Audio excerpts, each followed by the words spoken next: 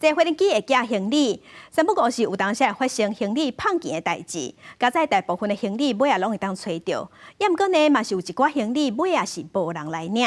美国即马就有一间卖场，专门把这无人领的行李内底物件摕出来，整理理了后，二手拍卖。啊，那这间店嘛，请真侪人来交关。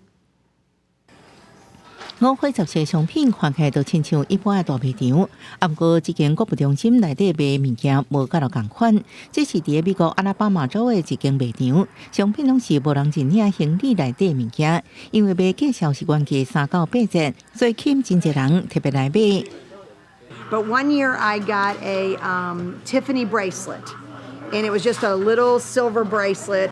2 years later, I come in here and there's 2 Tiffany's just like that, and they're very inexpensive and they're sterling silver. So I get them for my daughter. They're now worth a lot of money.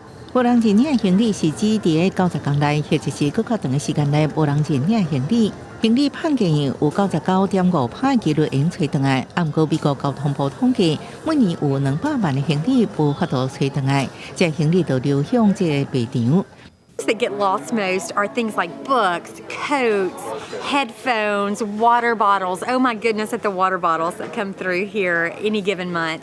And what's really cool is we're only able to sell a little bit of those things, and so we're able to donate those to some amazing charities.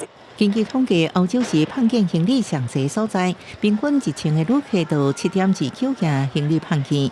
英国有4间大型拍卖行，每礼拜会公开拍卖，伫机场放超过100公的行李。啊，不过这行李拢锁起来，可能靠外观来有内底物件，因买到什么款的物件，就看运气咯。公司新闻邓慧珍报道。